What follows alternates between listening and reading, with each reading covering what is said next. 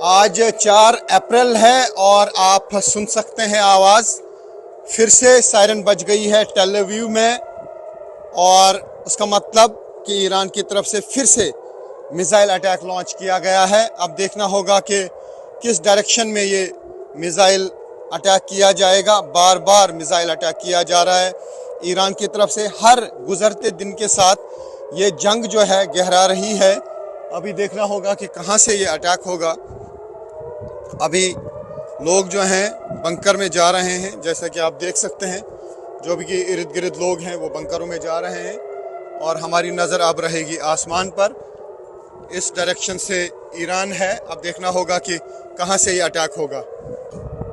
ये देख सकते हैं आप, ये है क्लस्टर बॉम्ब। ये है क्लस्टर बॉम्ब न्यूज़ 18 इंडिया के कैमरा में कैद। ये आप देख सकते हैं बहुत ज़्यादा बम बिखर रहे हैं। आज 4 अप्रैल है। बार बार जो है अटैक्स हो रहे हैं और बहुत सारे क्लस्टर बम जो है इर्द गिर्द बिखर गए। और नीचे आप देख सकते हैं कि लोग भाग रहे हैं शेल्टर में।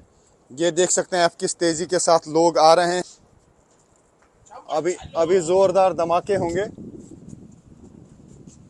अभी ज़ोरदार धमाके होंगे। सुनिए, धमाके हो रहे हैं। न जाने कहां कहां पे ये क्लस्टर बम गिरेंगे। धमाके जोरदार हो रहे हैं।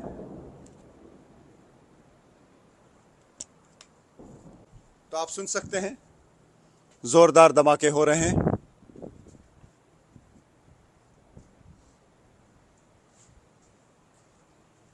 साफ तौर से हमने देखा कि एक वॉरहेड आया वहां पे, उसमें क्लस्टर बम थे और ये क्लस्टर बम इर्द गिर्द बिखर गए और लोग दौड़ रहे हैं। अभी भी बम शेल्टर की ओर लोग दौड़ रहे हैं। तो आज 4 अप्रैल है, रात का टाइम है। एक ज़ोरदार अटैक हुआ फिर से ईरान की तरफ से इसराइल पर और हमने देखा आसमान में एक वॉरहेड आ गया क्लस्टर बॉम्ब्स का और वो बॉम्ब इर्द गिर्द बिखर गए और ज़ोरदार धमाके हुए काफ़ी टाइम तक।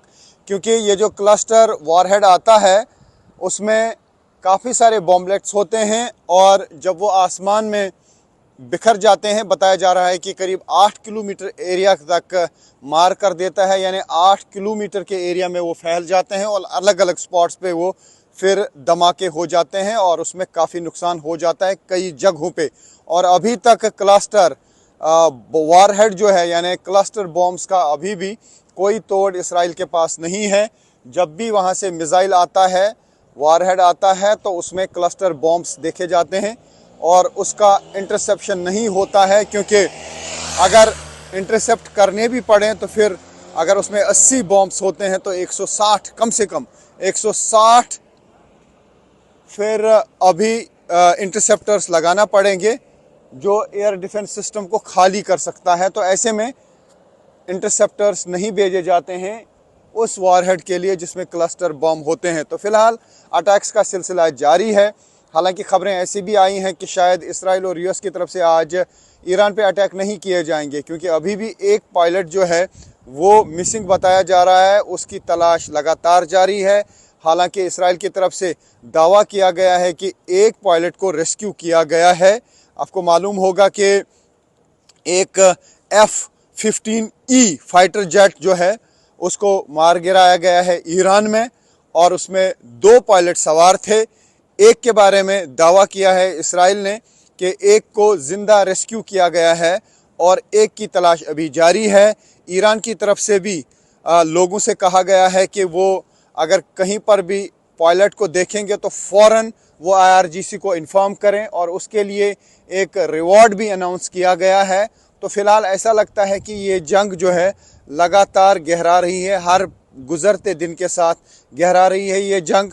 न सिर्फ इसराइल और ईरान में बल्कि लेबनान में भी लगातार जंग जारी है इसराइली फोर्सेस और हिजबुल्लाह के दरमियान। साथ ही कुवैत पे भी जो नए हमले हुए हैं वहाँ पर भी काफ़ी नुकसान हुआ है। साथ ही UAE हो या फिर सऊदी अरब हो और कतर हो या बहरीन हो और या फिर इराक हो, ये सारी जगहें जो हैं लगातार ईरान के निशाने पर हैं।